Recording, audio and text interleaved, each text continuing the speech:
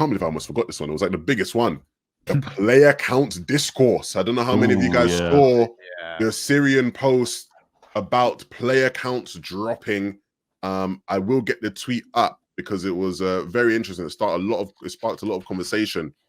Major 2 qualifiers player counts below are all the player counts for for not duos that have played yesterday, and it showed just like a bunch of numbers of how many people are playing. Total 600k.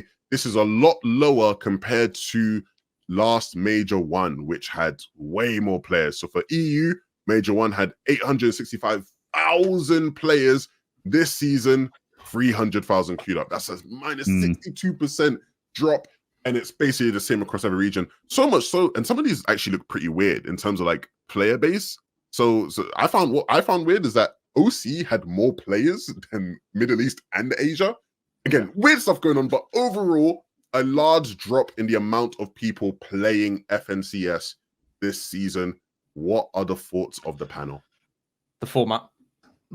I think the fact that people basically came so quickly after the new season, the fact that the actual format doesn't mean that a lot of people can play for long periods or like for multiple weeks.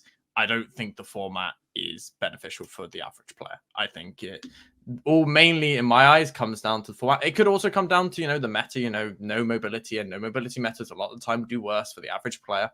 But I think it just solely comes down to the format. I think if they have a better format, a little bit better marketing, and it feels more open and more worth to play for the average player, I think they'd see a higher player base. Reese, you want to go? Yeah, I think that's not true. I think the first thing is the actual player count of Fortnite as a whole on a baseline is down from, I just checked specifically there, from on that weekend or that day the qualifier was, it was like 4.1 million or something. I think that might be the Saturday the day after or something. Now we're around like 2.7 million. So like you're already taking a massive chunk down. And the reality is that a reflection on competitive, or is that a reflection on the fact that OG was there, new chapter, there's hype to start with, people play the season, everyone's back into it, and then as the year goes on, it kind of just generally slowly goes down. That's fair. And then it comes back again, and then the cycle repeats over and over. So I think that number one is a big issue. The second part is that Xbox had a bunch of login issues that day. So there was a genuine, like a lot of Xbox players couldn't play. And if you ever looked at like the percentage of people who play and are still on console, it's a lot. I can't remember if that was still active on the day of FNCS or not, but it was at least the day before. I think it was on the opens for FNCS. Could be incorrect on that. So I would be more interested to see this week's ones in Qualifier 2, which are usually a little bit lower. So if they're a little higher, I think that would probably be more based on the fact that there was maybe login issues as well. So if you think about like a 30% reduction in, in player count total, that is in some regions reflected on. I think EU's lower because maybe that was the Xbox login issues. Not 100% though. I'm going to also throw, I think it was just like a lack of promotion being thrown right into the next FNCS. Like we had globals and then OG season. Fortnite was super hype. Everything was going on. And then they promoted this next FNCS. You have the big blog post. You have the global championship announcement. You got all this stuff coming out from Fortnite itself. It's right in your face. If like you're somewhat a fan of Fortnite, you're going to see something. With this, it seems like it just snuck up on us. Even myself, I was like, oh, damn, the FNCS is this weekend. And that was like last Monday. I barely even knew. They also changed the dates randomly. I don't know if anyone else realized that. There's supposed to be a 1 week gap. And then like a week before FNCS, they decided, nope, 2 week gap for some reason. Just anyway. But I think there should be a lot more promotion if they genuinely care to get more people going into this. They have to make the average person who's not going to seek out these tournaments, it needs to be right in front of their face. And using players, using footage, all this stuff could be done way better than like FNCS is tomorrow, who's playing, because we've all seen that tweet. I think they just put out something similar like an hour ago, which is just like such low effort for a game that has so much content where you could not even show like IRL footage. And Reese knows this. You could make a banger hype video from just replay mode and it would take you all of 1 day maybe. And we know they have the people to be able to do that kind of stuff. I think they did do that actually. Because I remember, I think there do a is hype one, video right? every one. Yeah. But that's one for like the entirety of FNCS. Is one Yeah. 1 week before hype video. I think they did one for. Was it? Oh, I think they did one for the announcement of it being in Dallas. Yeah. I don't know. Did they do one as well for this season? They did. Okay. Because Nola did it. That's a fair point, though. Like, I wonder how hard it would be for them. It sounds like not very hard to just make a hype trailer for each week. You know, like as in before the week of FNCS, like a hype trailer to like brush over the stuff that happened the week before. That might help with a lot of the storyline stuff we talked about earlier about people keeping up with that. But okay, so playing devil's advocate here, I don't know if that changes a minus 62% drop. Like that's still like that's still like a lot of people. And again, and on this line of playing devil's advocate, cool. I think it's clear because I actually saw before I saw this hearing, I'd seen tweets from like the casual fan base of like, way less people playing Fortnite, like what's going on type shit. My sort of point to that would be, wasn't one of the things we always said about competitive, which was where we said held a lot of value as a community, was, hey, look, comp is something sticky. Comp keeps people around, comp keeps people playing.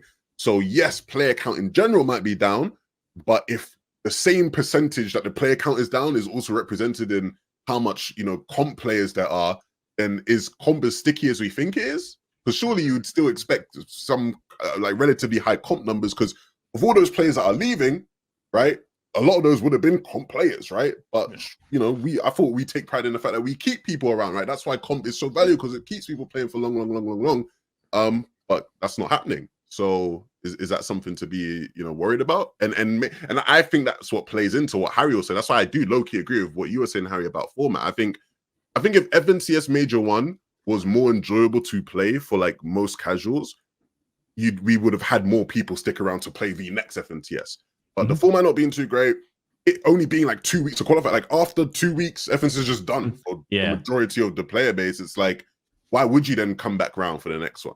Yeah. Even if you've not been playing much, you know, Fortnite in general because of school and natural drop anyway. Yeah, I agree. I think, as you said, like, on the whole, like, you know, said about the whole Grimgate thing about getting the coin, how the dopamine, it's the same thing about getting close to qualifying. If you only get 2 chances of that, a lot of players aren't going to get that feeling of, oh, we were actually really close to qualifying, we've got it next week, or we've got it next FNCS. It's like, you play 1 week, you do bad, you play the next week, maybe it doesn't go right for you, or maybe you don't have a duo, and then it's like, now I've got to wait 2 months to play again. It's like, I'm a huge believer that I do think we need to bring back 4-week FNCS, maybe less rounds, 4-week FNCS. I think it was the best, most competitive, most fun for the average player because they have so many chances to qualify. I'm a huge believer of that. And that's why I was saying about the format, that I'm just thinking from my perspective and from my chats. It's like, I know after Friday, a lot of people are going to just stop playing Fortnite again because, like, why do I play for some solo victory cups and a duo cash cup? Yeah, there's definitely a reason. I hope, regardless, that I know they're looking for feedback on FNCS regardless. I hope more qualification weeks come in. It's like, you know, the trend that we've been seeing in solo victory cups is like opening up the thresholds of qualifying. And I think if you have 4 rounds, you know, having a large percentage of the population just play round 1 and not like round 2, you know, I think would make sense. Also, that would potentially open up the awkwardness of going from round 2 to round 3, where it's like you just got to come in the top 50%. And maybe that's boring for the pros because they're just going to wipe another lobby. But it's boring for the pros already. So maybe you just open it up to have more people play, more weeks. I do think 2-week qualifiers are some of the worst decisions we've seen, especially because, like, I mean, if it was me, I would have some sort of circuit each season where the cash cups are involved and they're part of the qualifiers. You know, like the Elite Cup system was looking to be, however long ago that was, and you have a whole season system that somehow ties into making it to semis, or, you know. I always felt the genius of, like, I know, you know, World Cup people have their views. I know Epic have their own views on how World Cup went, but I always thought one of the genius of like World Cup and events around that time was the illusion that everybody had of like, I actually can do something here, right? And that is very much, I think, lost now a lot of the time, where like there's people who to this day you probably ask them like, oh, like, do you play World Cup? And they're like, yeah, I played some World Cup qualifiers. and they're probably deluded enough to think like I could have been bigger. Like, I was close. Like, I was close to making one of the weeks, you know. Like, and to be fair, I also, you know, if I'm being critical of what I'm saying, I do remember looking back on the formats back then and thinking they were trash. Yeah. Oh, yeah. So, you know, it's not an easy thing to do, but I do think you almost need to find a balance of like, how do we keep a lot of these people still interested and invested and give them that dopamine of feeling like they're close, which I think is something they've always been pretty good at, while, you know, still making a format that is rewarding, you know, at the very top level of competitive. So again, typical 11-2K, saying a problem, not giving a solution. But I do feel like that would help in terms of like the player base stuff. And a question I had to sort of link to this before we wrap up again. Do you think that when they bring back OG, you're actually going to be able to get people back in the same way you did last time? Yeah. People 100%. Are so set.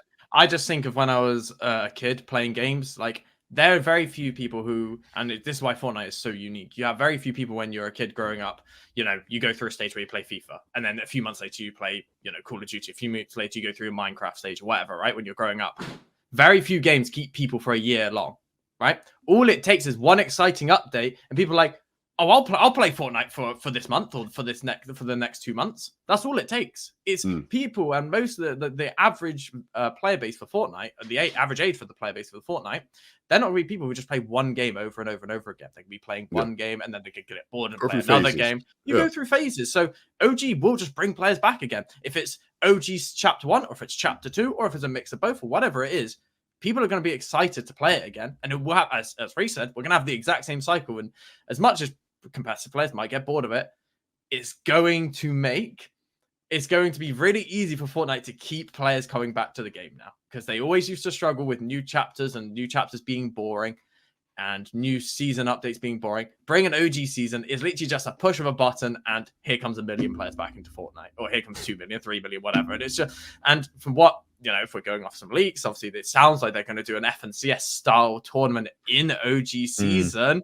That's going to bring a lot of players into competitive, because OG season tournaments were awful to watch and to play, filled with cheaters and didn't even work. If they have a good FNCS format in OG, the amount of players who are going to play is ridiculous. That is the thing that I think is most important as a competitive community. If we're going to ask them for anything, it's a good tournament during the OG re-peak that they have this year. Because I do feel like, again, it's like, it almost lagged behind a bit too much, where it's like, yeah, we came into a new chapter, there was a lot of hype, we had the FNCS, but it was like, if we had hype for comp during the peak of the OG, and that was like another big thing, again, it's like you hook people in, I think, a lot more. It's funny because I've seen this with your chat, Harry, and so I know you have this firsthand. When you ask people in your chat, like, oh, how many of you guys like have started playing the game recently again? Like, what brought you guys back to playing comp Fortnite? OG. So there's already a large amount of people who are invested in comp on a daily basis now who only came back because of OG, and that will happen again. Yeah. But I feel like we can do more to convert even more people in and bring even more people in and have them stick in to keep them going. I think that's really important. I agree. And I think the power of nostalgia cannot be undermined as much, right? Yeah. See this.